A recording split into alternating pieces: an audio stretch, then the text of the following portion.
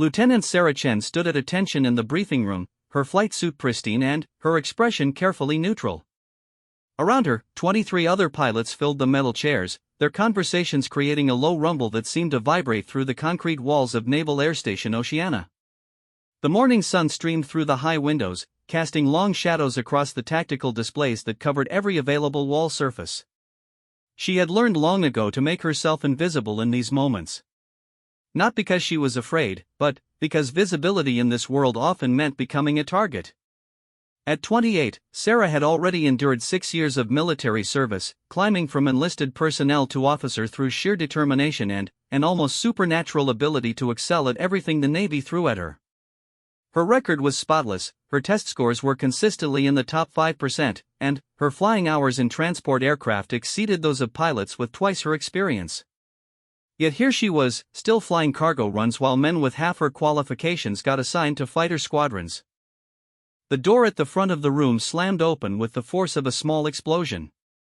Commander Robert Jackson strode in, his chest decorated with enough ribbons and medals to stock a small military museum. At 45, Jackson was what the Navy called a lifer, a career officer who had clawed his way up through the ranks by being tougher, meaner, and more ruthless than anyone around him. His reputation preceded him into every room, and that reputation whispered of broken careers, crushed dreams, and a particular talent for making life miserable for anyone he deemed unworthy of his precious fighter jets. Jackson's eyes swept the room like a predator scanning for prey. They lingered on Sarah for just a moment longer than necessary, and she felt that familiar chill that came with being singled out. She had heard the stories about Jackson's treatment of female pilots. The accidental scheduling conflicts that kept them out of important missions. The training exercises that somehow always ended with women being pronounced not quite ready for advanced assignments. The mysterious mechanical failures that seemed to plague aircraft whenever a female pilot was scheduled to fly. But Sarah had also heard other stories. Stories about Jackson's own flying record, which, while impressive on paper, hadn't included actual combat in over a decade. Stories about how he had been passed over for promotion 3 times before finally making commander. Stories about a man whose biggest fear was being shown up by someone he considered beneath him. Ladies and gentlemen, Jackson began, his voice carrying the authority of someone accustomed to being obeyed without question. Today we're going to discuss the future of naval aviation. Specifically, we're going to talk about the F-35 Lightning II program and how it's going to separate the real pilots from the pretenders. Sarah felt her pulse quicken slightly. The F-35 was the Navy's newest and most advanced fighter jet, a technological marvel that represented the cutting edge of military aviation. It was also a plane that very few pilots had been cleared to fly. The training program was intensive, the qualification requirements were stringent, and the waiting list was longer than the careers of most pilots. Jackson clicked a remote, and the main screen lit up with an image of the sleek, deadly-looking aircraft. Its angular surfaces seemed to absorb light rather than reflect it, giving it an otherworldly appearance that suggested it belonged more in a science fiction movie than on a military runway.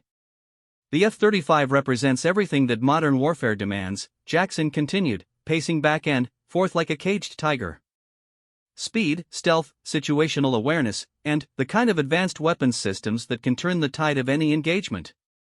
But, most importantly, it demands the kind of pilot who can handle that level of responsibility. His eyes found Sarah again, and this time they stayed there. Some people think that flying is just about pushing buttons and following procedures. They think that if you can pass a written test and log enough hours in a transport plane, you're ready for real combat aviation. They're wrong. A few chuckles rippled through the room. Sarah recognized the sound. It was the nervous laughter of people who sensed that someone was about to become the target of Jackson's particular brand of humiliation, and they were grateful it wasn't them. Flying a fighter jet isn't just about technical skill, Jackson said, his voice taking on the tone of a professor delivering a lecture to particularly slow students. It's about having the kind of instincts that can't be taught. It's about making split-second decisions when lives are on the line. It's about having the courage to engage the enemy when every fiber of your being is telling you to run. He paused dramatically, letting his words sink in. It's about being a warrior. Sarah kept her expression neutral, but, inside, she could feel anger building like pressure in a steam engine. She had heard variations of this speech before, always delivered with the same underlying message: women didn't have what it took to be real combat pilots. They might be fine for support roles, for flying cargo and personnel from one base to another, but when it came to actual fighting, they were a liability. The irony wasn't lost on her that this lecture was being delivered by a man who hadn't seen real combat in over a decade, while she had personally flown supply missions into some of the most dangerous airspace in the world. She had dodged surface-to-air missiles, navigated through hostile weather conditions that would have sent other pilots running for cover, and completed missions that had been written off as impossible by the same people who now questioned her courage. Jackson continued his presentation, detailing the capabilities of the F-35 with the enthusiasm of a teenager describing his dream car. He talked about its stealth technology, its advanced radar systems, its ability to engage multiple targets simultaneously. He showed videos of the aircraft performing maneuvers that seemed to defy the laws of physics, pulling G-forces that would render most people unconscious. The selection process for F-35 pilots is the most rigorous in the history of naval aviation, Jackson explained. We're not just looking for people who can fly. We're looking for the absolute best of the best. The kind of pilots who can handle anything the enemy throws at them and come back asking for more. Sarah found herself studying the technical specifications displayed on the screen. The F-35's flight characteristics, its engine specifications, its weapons systems, she absorbed every detail like a sponge soaking up water. Despite Jackson's obvious intention to exclude her from any consideration for the program, she couldn't help but be fascinated by the aircraft itself. It represented the pinnacle of human engineering, a machine that could do things that would have been considered magic just a few decades earlier. The presentation continued for another hour, with Jackson covering everything from the aircraft's development history to its projected role in future conflicts. Throughout it all, Sarah noticed that he consistently used male pronouns when referring to F-35 pilots, as if the possibility of a woman flying the aircraft was so remote that it didn't warrant consideration. Finally, Jackson reached the end of his presentation. Now, he said, his tone shifting to something that sounded almost casual, I know that some of you are wondering about your chances of being selected for F-35 training. Let me be clear, this isn't a program where we're going to lower our standards to meet diversity quotas. This isn't about checking boxes or making politicians happy. This is about finding the absolute best pilots in the Navy and giving them the tools they need to dominate the skies. His eyes swept the room again, and Sarah could see several of her fellow pilots sitting up straighter, their faces showing a mixture of hope and determination. These were good people, skilled aviators who had worked hard to get where they were. They deserved their chance to prove themselves, just as much as she did. That said, Jackson continued, and something in his tone made Sarah's stomach clench with anticipation, I believe in being fair. I believe in giving everyone an opportunity to show what they're made of, even if that opportunity serves to demonstrate why some people aren't cut out for certain roles. The room fell silent. Sarah could hear the hum of the air conditioning system and the distant sound of aircraft engines from the runway outside. Something was coming, and everyone in the room could sense it. Jackson's smile was the kind that sharks wore just before they attacked. Lieutenant Chen, he said, his voice carrying across the room like a physical blow. Why don't you stand up? Sarah rose slowly, her training taking over even as her mind raced to figure out what Jackson was planning. She had survived 6 years in the military by being prepared for anything, but something about this moment felt different. More dangerous. Lieutenant Chen has been with us for quite some time, Jackson announced to the room, his tone suggesting he was introducing an amusing sideshow rather than a fellow officer. She's logged an impressive number of hours in transport aircraft, and her safety record is exemplary. She's never crashed a plane, never failed an inspection, never missed a deadline. A few murmurs of acknowledgement rippled through the room. Sarah's record was well known among her peers, and, while not all of them respected her personally, most of them respected her competence. In fact, Jackson continued, Lieutenant Chen's record is so impressive that I think she deserves a chance to show us all what she can do with something a little more challenging than a cargo plane. Sarah felt her blood turn to ice. This wasn't going where she hoped it was going. This was going somewhere much worse. Jackson's smile widened. Lieutenant Chen, how would you like to take an F-35 for a test flight? The room erupted in surprised murmurs and shocked whispers. Sarah stood frozen, her mind trying to process what she had just heard. Was Jackson actually offering her a chance to fly the F-35? Was this some kind of breakthrough, a recognition of her abilities that she had been waiting for her entire career? But, as she looked at Jackson's face, she realized that his smile wasn't one of respect or recognition. It was the smile of someone who had just set a trap and was waiting to watch his victim walk into it. Of course, Jackson continued, his voice now loud enough to cut through the murmurs, this would be purely for demonstration purposes. A chance for Lieutenant Chen to show us all whether those impressive transport records translate to real flying. A chance for her to prove that all those diversity training seminars were worth the time we spent sitting through them. The cruel intent behind the offer became crystal clear. This wasn't an opportunity. This was a public humiliation disguised as a chance. Jackson was betting that Sarah would either decline the offer, proving that she knew she wasn't capable of flying a Rayal fighter jet, or accept it and fail spectacularly in front of the entire squadron. Either way, he would get what he wanted, proof that women didn't belong in fighter cockpits. Sarah looked around the room at the faces of her fellow pilots. Some looked uncomfortable with what was happening. Others seemed eager to see how this drama would play out. A few appeared to be calculating whether they should speak up in her defense or stay silent to protect their own careers. She thought about her father, who had immigrated to America with nothing but a determination to give his children opportunities he had never had. She thought about her younger sister, who was currently studying aerospace engineering and dreamed of becoming a pilot herself.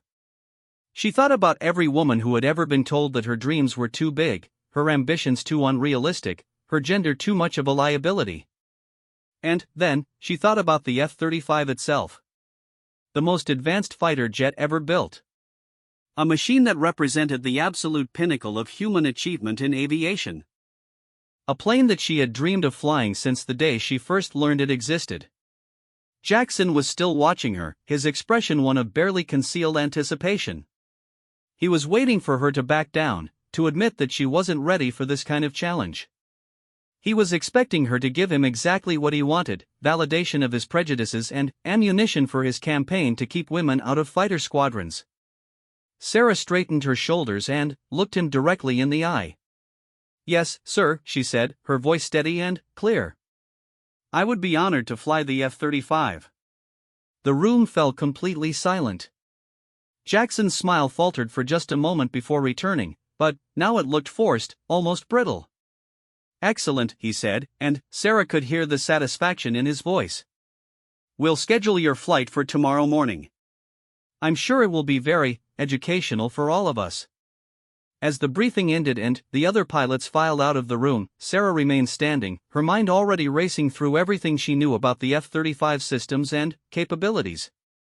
She had just committed herself to what was essentially a public execution, and she knew that failure wouldn't just end her own career, it would be used as evidence against every woman who came after her. But, as she thought about the challenge ahead, Sarah Chin felt something she hadn't experienced in a long time, the pure, electric thrill of being truly tested. Tomorrow, she would either prove herself worthy of flying the most advanced fighter jet in the world, or she would fail in the most spectacular way possible. Either way, she was finally going to get her chance to show what she was really capable of. The question was whether that chance would be enough. The hangar bay at 0500 hours was a cathedral of shadows and steel, filled with the sleeping giants of modern warfare. Sarah Chen walked between the aircraft with reverent steps, her flight boots echoing softly against the polished concrete floor. The smell of jet fuel and hydraulic fluid hung in the air like incense, familiar and comforting despite the circumstances that had brought her here. She hadn't slept much the night before. Instead, she had spent the dark hours poring over every technical manual, every flight characteristic document, and every systems diagram she could find related to the F-35 Lightning II. Her small apartment had been transformed into a makeshift command center, with papers spread across every available surface and her laptop screen glowing late into the night as she absorbed decades of engineering innovation compressed into one revolutionary aircraft. The F-35 sat in the center of the hangar like a predator at rest, its angular surfaces seeming to bend light around them in ways that defied easy explanation. Even in the dim pre-dawn lighting, the aircraft possessed an aura of barely contained power that made Sarah's pulse quicken with a mixture of anticipation and pure, undiluted awe. This wasn't just a machine. This was the physical manifestation of human ambition made manifest in titanium and carbon fiber.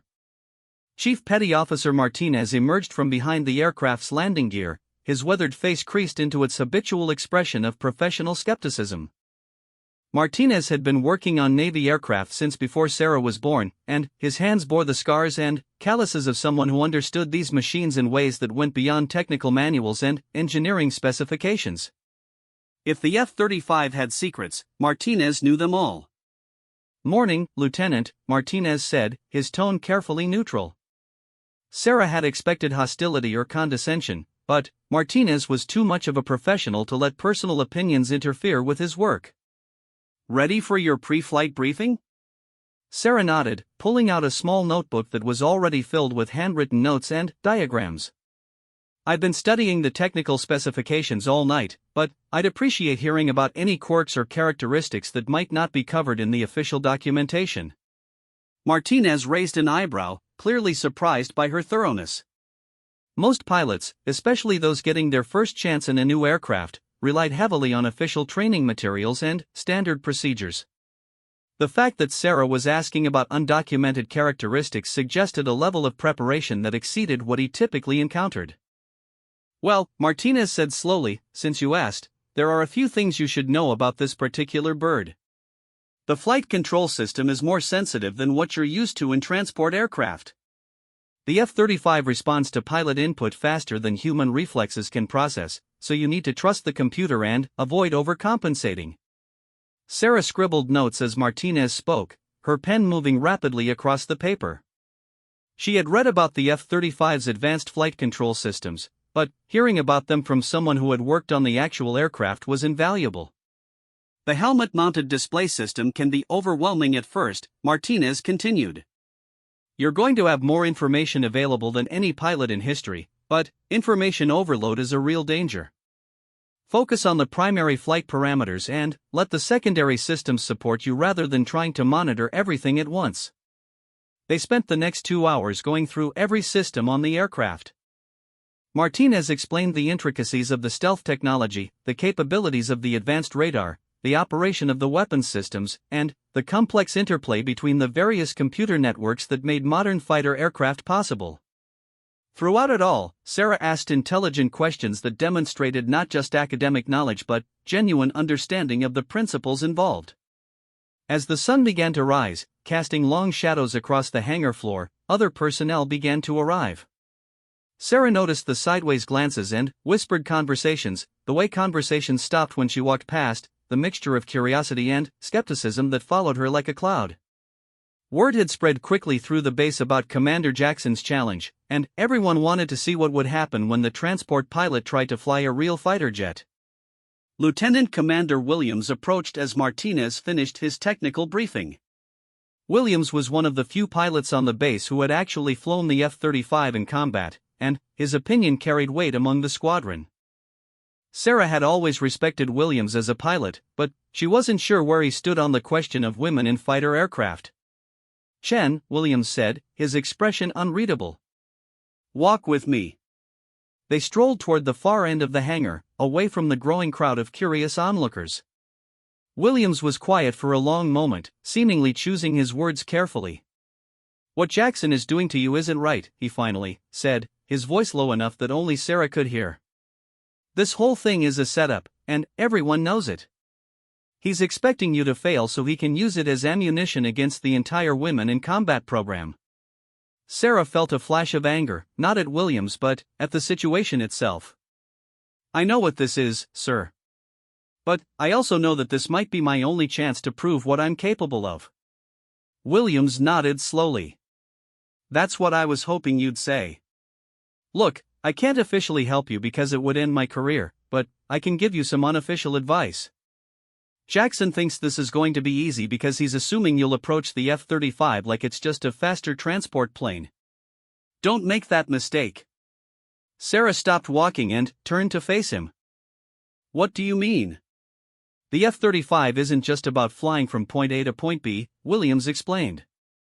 It's about situational awareness, threat assessment, and making tactical decisions in real time. Jackson is going to give you a scenario that's designed to overwhelm you with too much information and too many variables. He's counting on you to freeze up or make a critical error that he can point to later. Sarah felt her stomach tighten. She had been preparing for a flight demonstration, but it sounded like she was walking into something much more complex. "What kind of scenario?" she asked. Williams glanced around to make sure they weren't being overheard. "I can't give you specifics, but think about it from Jackson's perspective. He wants to prove that women can't handle the pressure of combat flying. What kind of situation would create the maximum amount of stress while still appearing to be a legitimate test?" The answer hit Sarah like a physical blow. Multiple threats. Time pressure. Equipment failures. Exactly. He's going to throw everything at you at once and expect you to crumble under the pressure. The key is to remember your training and trust your instincts. Don't try to be perfect. Try to be effective. Before Sarah could respond, Williams had already started walking away, leaving her alone with her thoughts and the growing realization that she was about to face something far more challenging than a simple test flight. The next few hours passed in a blur of final preparations. Sarah underwent the standard medical checks required for high-performance aircraft, reviewed emergency procedures with the safety officer, and completed the complicated process of being fitted for the F-35's advanced flight suit and helmet system. Each step of the process felt surreal, like she was preparing for something that couldn't possibly be real. The flight suit was unlike anything she had worn before. It wasn't just protective gear, it was an integral part of the aircraft's systems, designed to monitor her vital signs, provide life support in extreme conditions, and interface directly with the plane's computer networks. The helmet was even more impressive, with a heads-up display that could project information directly onto the visor and sensors that could track her eye movements to control certain aircraft functions. As she went through the fitting process, Sarah couldn't help but think about the irony of the situation. She was being equipped with the most advanced aviation technology ever developed, not because anyone believed she deserved it, but because someone wanted to prove she didn't.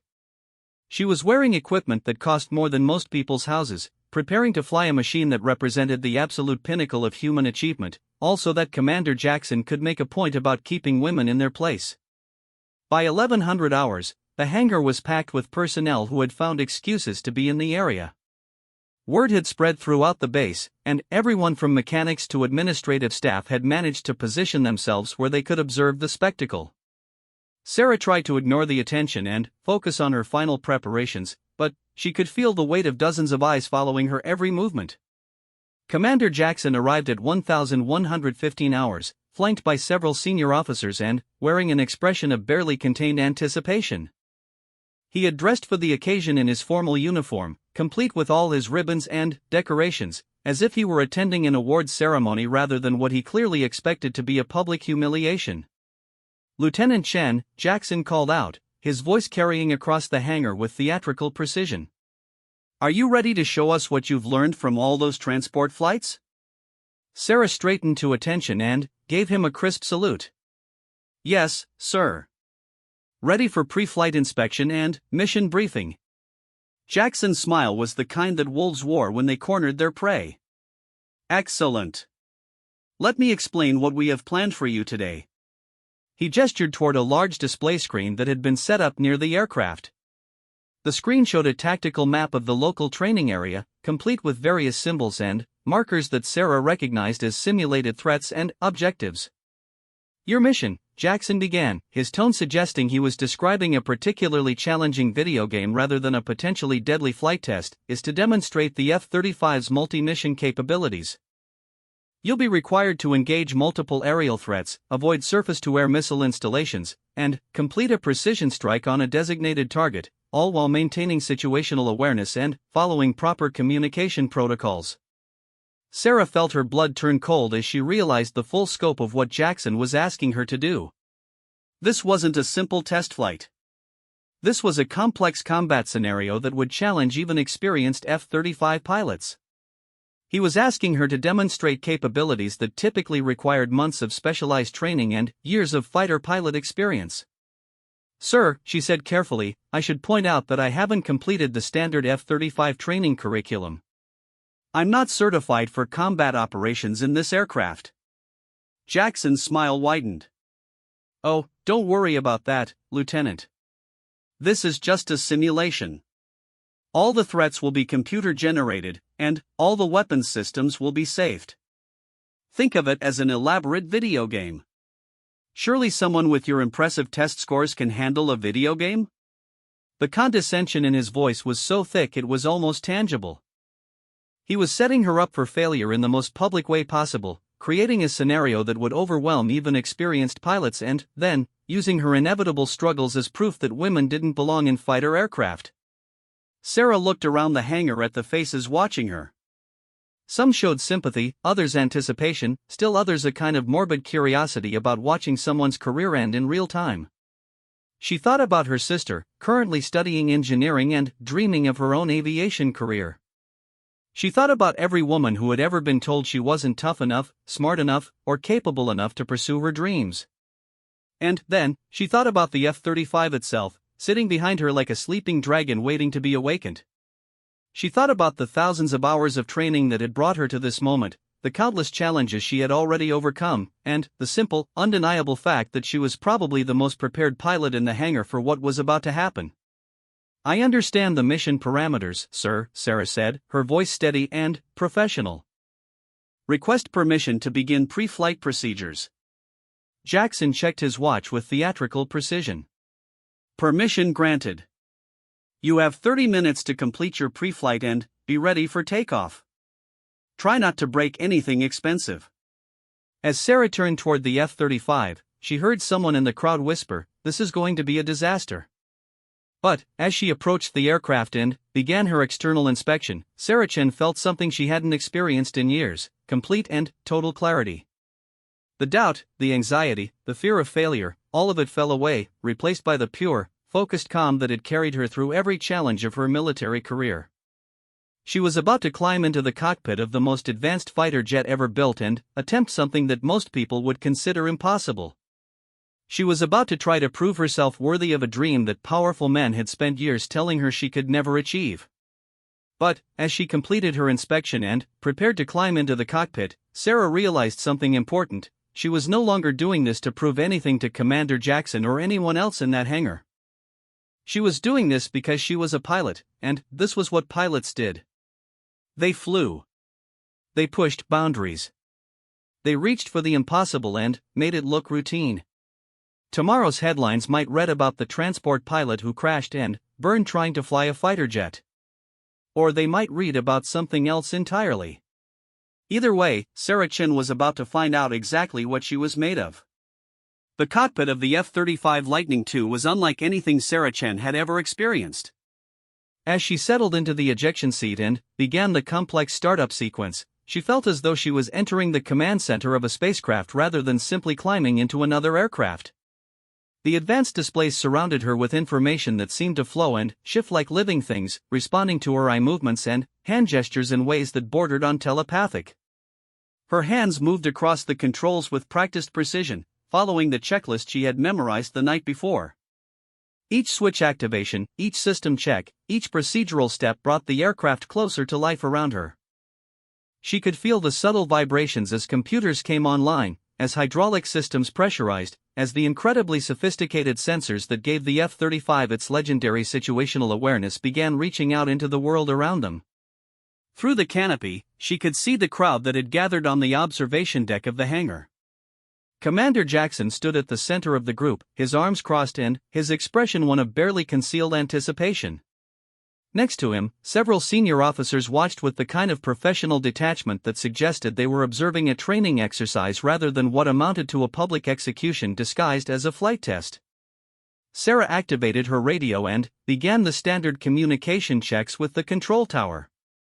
Her voice was steady and professional as she went through the required procedures, but, inside, she could feel her heart rate climbing as the reality of what she was about to attempt began to sink in fully.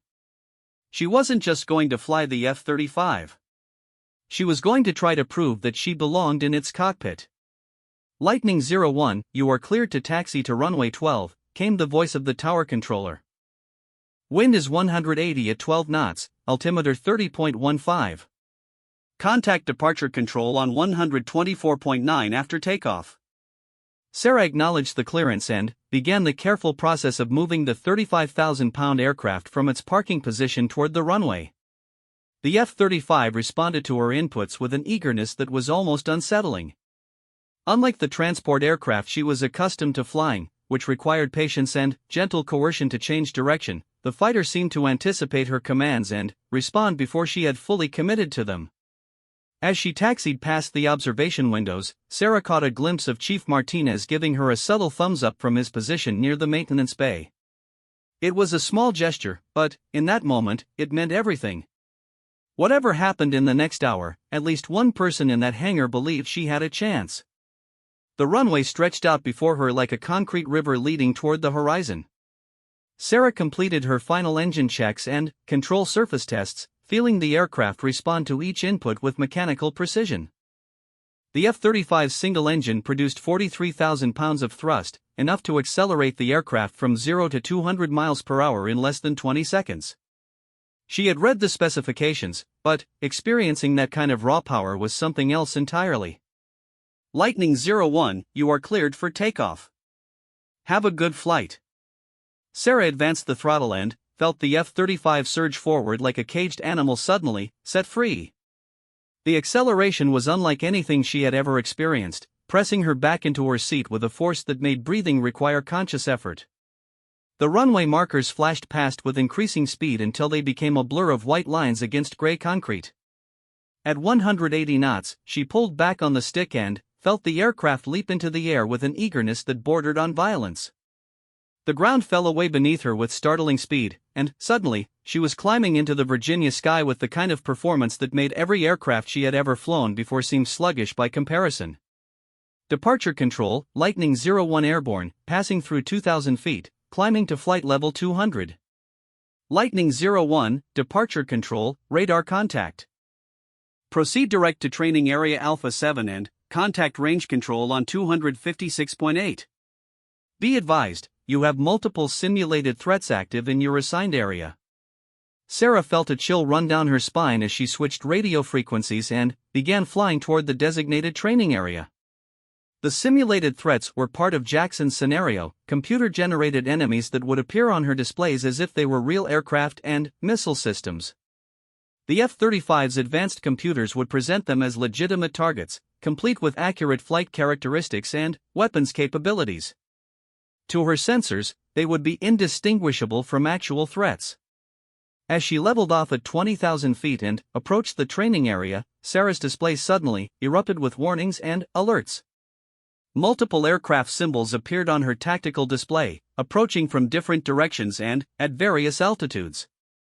Surface-to-air missile sites lit up across the terrain below, their search radars reaching out to paint her aircraft with invisible fingers of electromagnetic energy. For a moment, the sheer volume of information threatened to overwhelm her. The F-35's helmet display was showing her more tactical data than she had ever processed simultaneously, while her main screens presented targeting solutions, threat assessments, and navigation information in a complex array that would have challenged even experienced fighter pilots. But, then, Sarah's training took over, and the chaos began to resolve itself into patterns she could understand and respond to. She had spent 6 years learning to process complex information under pressure, to prioritize threats and make decisions when lives depended on getting it right. The medium was different, but the fundamental skills were the same.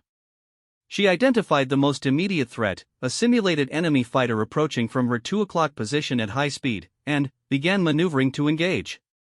The F-35 responded to her inputs with an agility that defied its size and weight, turning inside the computer-generated opponent's flight path and achieving a weapons lock that would have destroyed the target if this had been actual combat. Lightning 01, range control. Be advised, you have additional threats approaching from the northwest. Recommend immediate evasive action.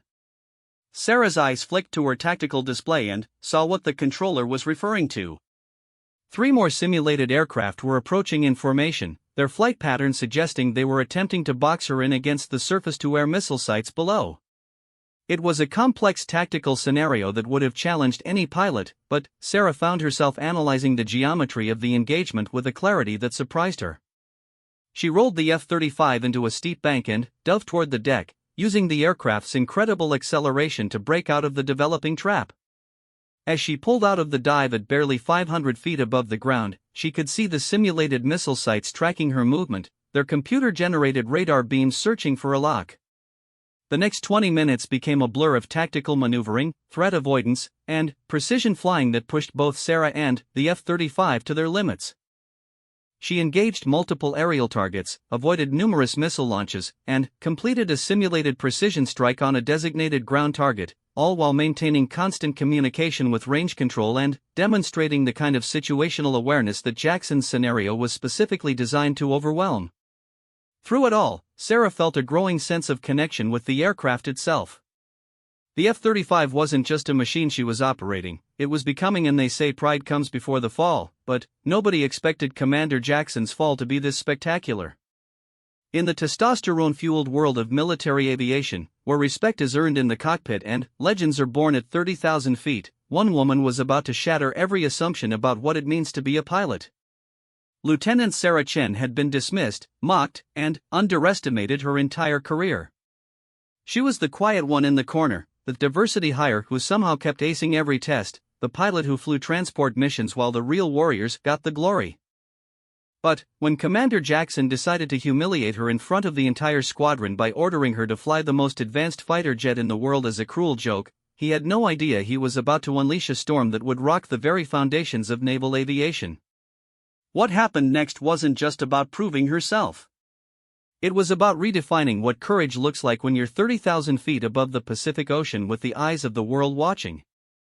This is the story of how one moment of cruelty became the catalyst for the most extraordinary demonstration of skill, determination, and grace under pressure the military had ever witnessed. Some victories are measured in medals and commendations. Others are measured in the sound of a grown man's knees hitting the ground in complete and utter humiliation.